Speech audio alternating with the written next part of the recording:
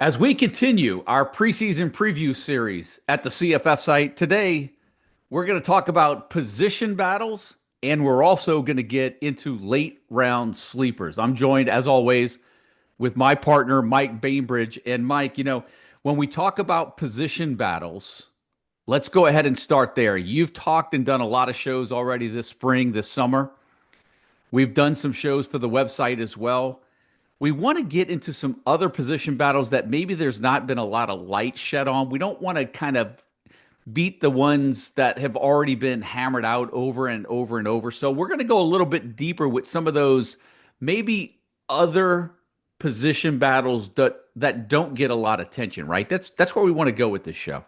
Yeah, I mean, North Texas quarterbacks have been beaten to death, right? Louisiana Monroe running backs. We've talked about it ad nauseum at this point. So these are teams that either have been under discussed that we think on our show and others, or just position battles that you literally can't find any information on the World Wide Web. Yeah, and look, some of these are going to be big. This is the great thing as we go through preseason camp, which they're opening around the country this week. So we're starting to get news already, little tidbits coming in. Some of these may not be as obvious as we get later on into preseason camp, but for right now, some of these are noteworthy because there's some value in the fantasy circles in some of these players, and some of them will probably have touched on, but I think there still needs to be a little bit of light shed on it. And I'll just come out the gate with the first one, Mike. And for me, I want to just highlight Florida State running backs, right? You've got Gus Malzahn coming over from Central Florida. We know what Gus Malzahn has done. RJ Harvey and his offense the last 2 years has run for 1,400 plus yards. There's that potential in his offense. Not saying we're going to get that this year, but it's definitely worth noting because we may not necessarily get the running back one out of the gate. It could take some time for this situation to unfold. But if Florida State and Malzahn can land on a running back one at some point this year, then I think that running back carries incredible value moving forward, particularly down through the second half of the season in college fantasy football. And let's just say there's a lot of names on deck. You've got Roydell Williams, who comes back after a limited campaign last year. Cam Davis is also in the mix for that. You've got Gavin Sawchuk, who they brought in over from Oklahoma. He'll get a shot there. And then you have the freshman that's in there. I think his name Usman Kroma is how Yep. we say that. I'm not particularly sure, Mike, but that's four names for me that could potentially win that running back one job at Florida State. And I know I've been in some drafts with you. There have been some situations, depending on how deep some of these drafts are. I've seen, I think, at least three of those guys drafted in every draft so far. So that's a position battle that I'm going to be watching as we lead up to the 2025 season. Yeah, that's a good one. It was just interesting, like the timing of Gavin Sawchuk when he got brought in, right? If they felt confident that they had the guys in house that were going to get it done, I don't think they would have brought Gavin Sawchuk in. I think that's why we have him as RB1 for now, but that could change. The first one for me is definitely Ole Miss. And I think this is one that like it does get a lot of attention, but it could easily end up not mattering, to be honest with you, because you look back over the years with Charlie Weiss Jr., the offensive coordinator, and Lane Kiffin. Yeah, they've had a workhorse, right? Quinshon Judkins. If you're looking at Lane Kiffin back at his time at FAU, Devin Singletary was what RB1 in all of college fantasy football. So they've done that in this offense, and we're paying attention to this offense because what they're going to score a lot of touchdowns, right? But this is a coaching staff that is not shy about divvying up the carries either, as we saw, at points last year as well with Henry Parrish. And, he was getting the bulk of the carries, I guess, at a point, but then, they kind of split it up and, he wore down at the end of the season. They brought in Damian Taylor from Troy. He's going to factor into the mix. Probably the third string running back. So it really comes down to Logan Diggs and Keywan Lacey here. We like Diggs to start at this point in the offseason. That could change. Lacey definitely has the upside of the two, I think. That he was a four-star recruit coming out of high school. Lane Kiffin recruited him coming out of high school. So we're definitely paying attention to this one. RB1's typically productive here just because of how many points Old Miss Yeah. scores typically each season, but it also could end up just being a full-blown committee. Yeah, and you know what? It's interesting because when you brought up Ole Miss, the first thing that I thought of is when I was doing a lot of research early in the spring, they even have a highly touted freshman coming in at running back as well. And I was just like, man, I can't figure out which one of these guys are really going to stand out.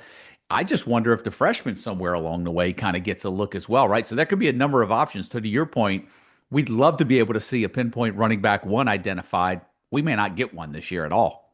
No, agreed. What's your second position battle you're looking at?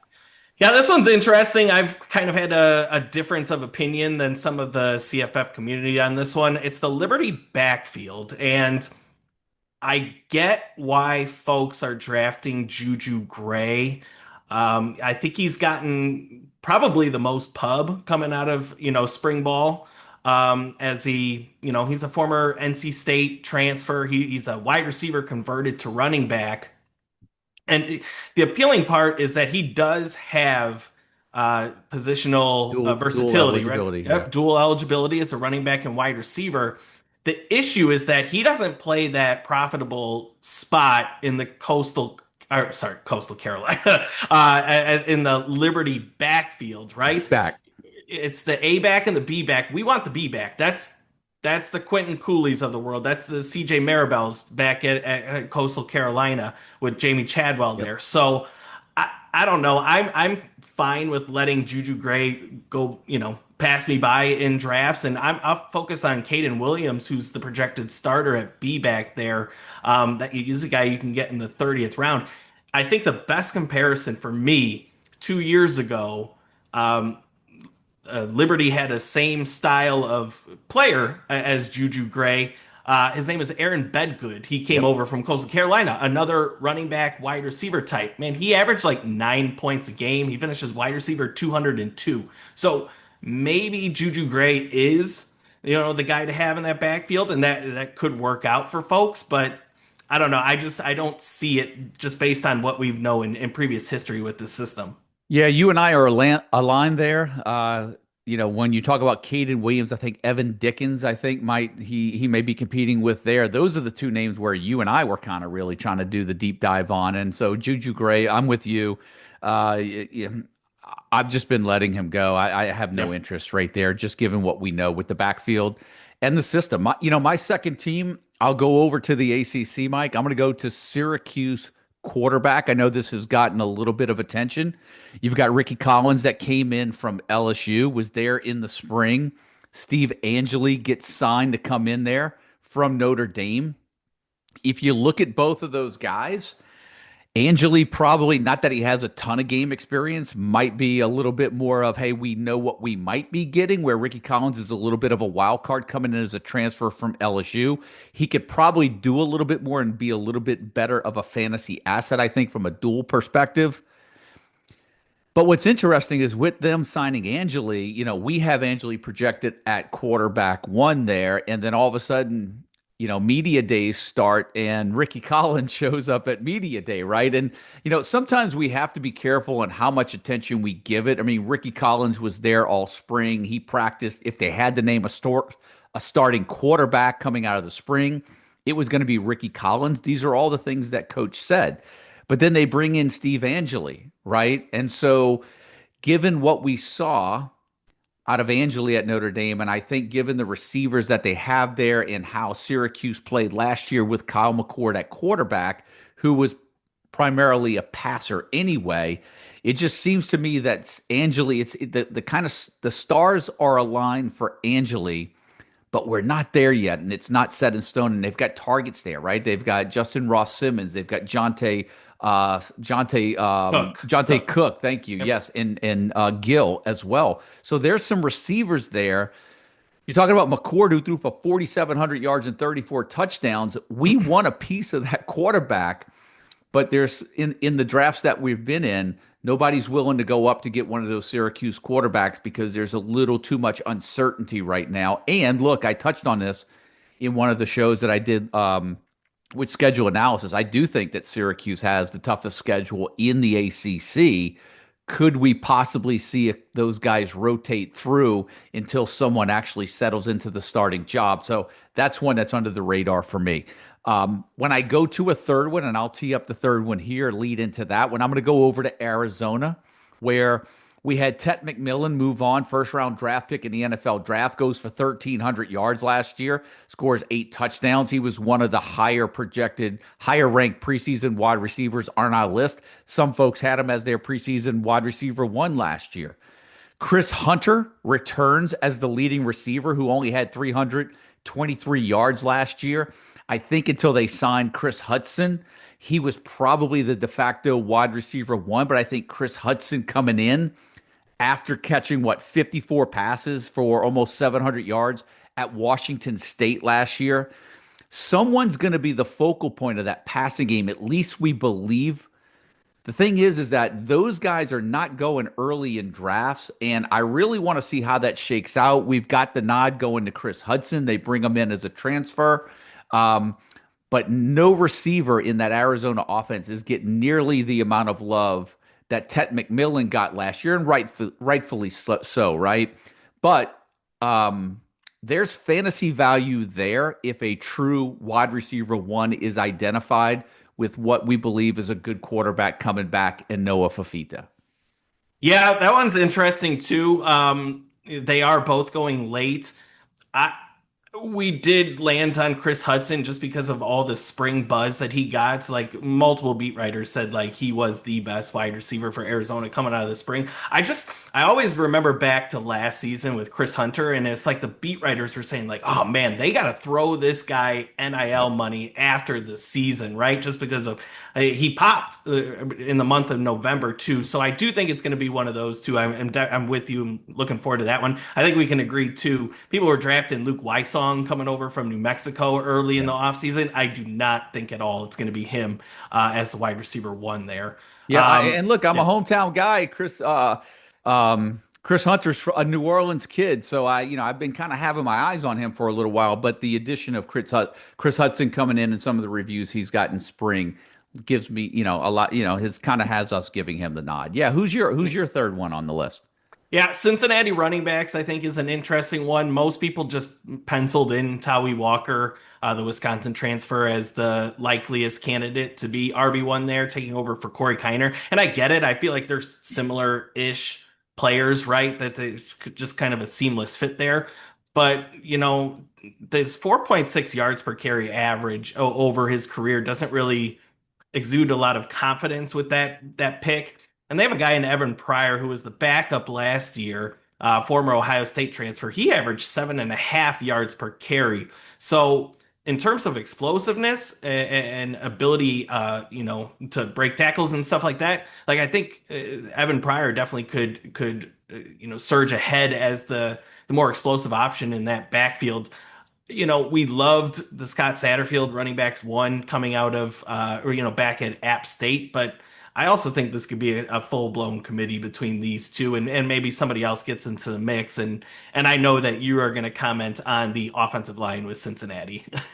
Yeah, look, Cincinnati was sort of my sleeper players last year, and this year I think you and I may both have Tawee Walker on our overvalued when we look in our sleepers and overvalued players in the preseason, and a lot of that has to do with the O line is being rebuilt. We know what the O line did last year, and I don't think they really blew the doors off of anybody from a running game.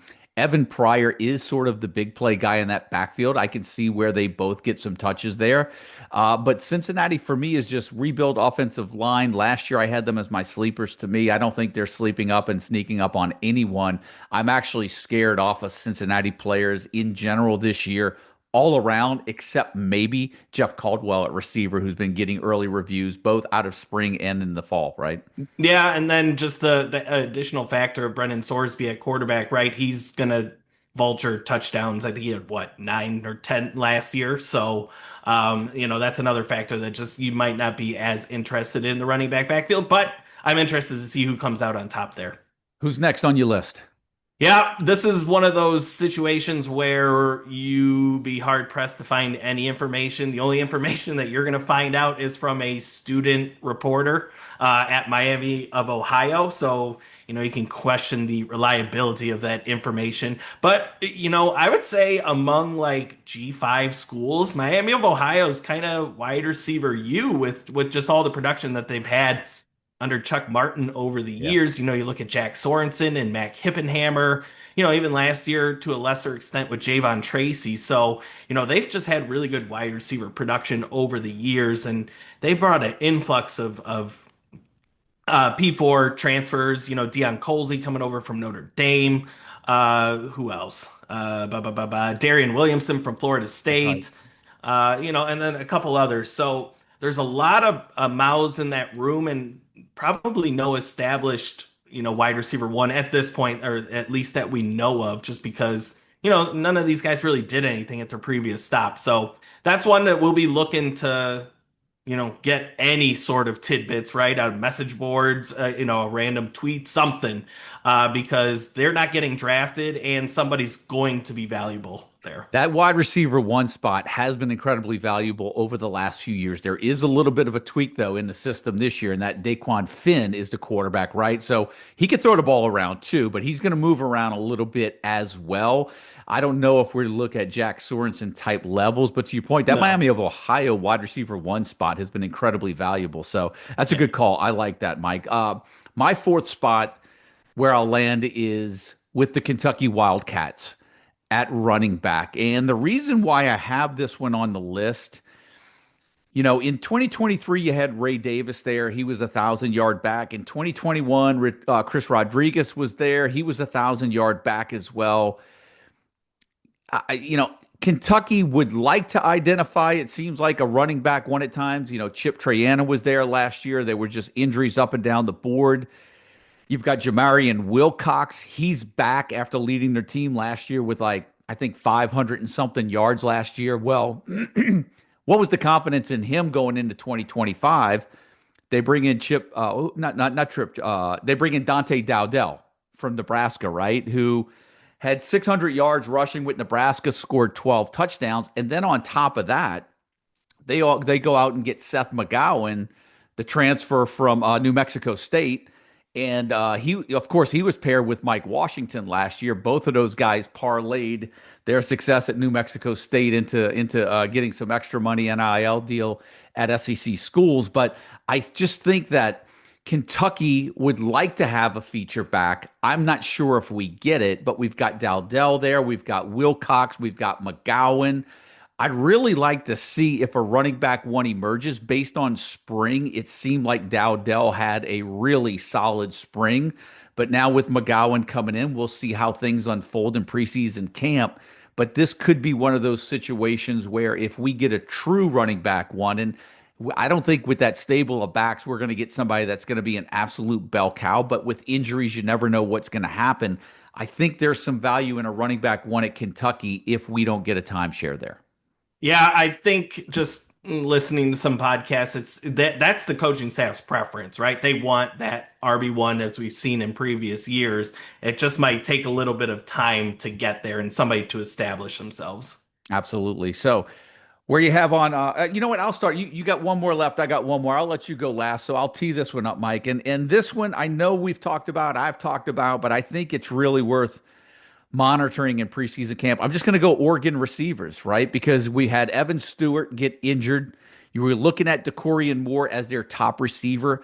You've got Kenyon Sadiq now, who, I mean, he's barely getting out of the fifth, sixth round in most drafts that we're doing. He's probably right now, according to some folks, they're de facto two wide receiver two, if not maybe they're wide receiver one right now. You have Justice Lowe, who we have probably as the next highest ranked receiver, who I feel right now isn't getting a lot of love, and that's okay. There's a lot of talent in the Oregon receiving core. They brought in Malik Benson. I'm not a big Malik Benson fan. We've seen him at Alabama. We've seen him at Florida State.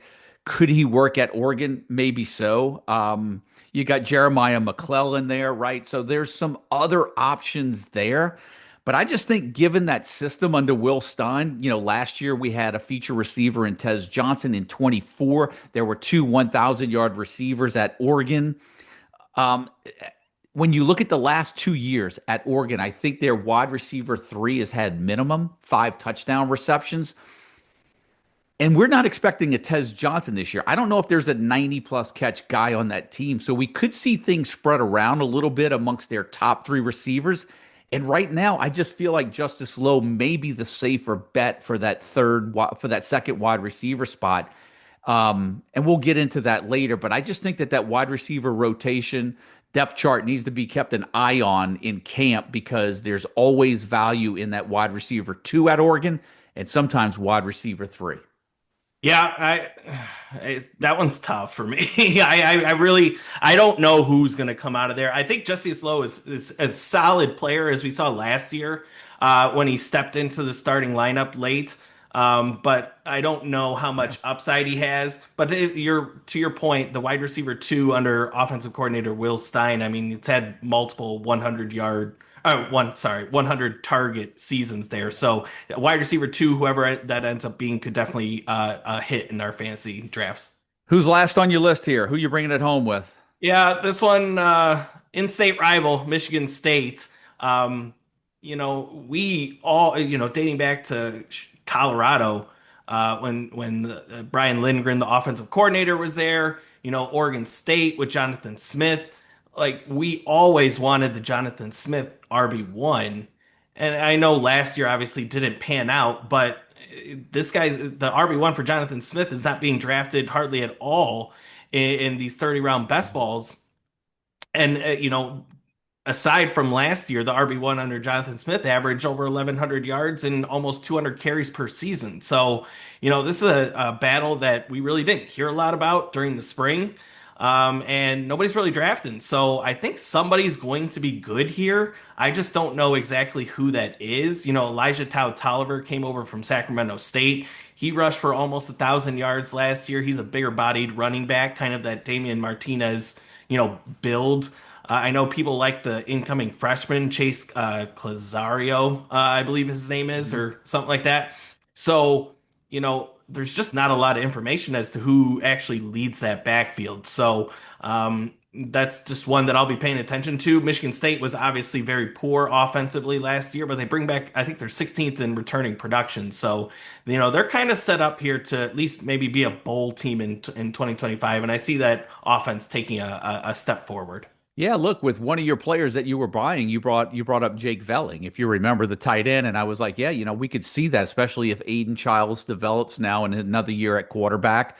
And same, we have Tyler Tolliver as our highest rated Michigan State running back right now. We just completed a best ball draft 30 rounder.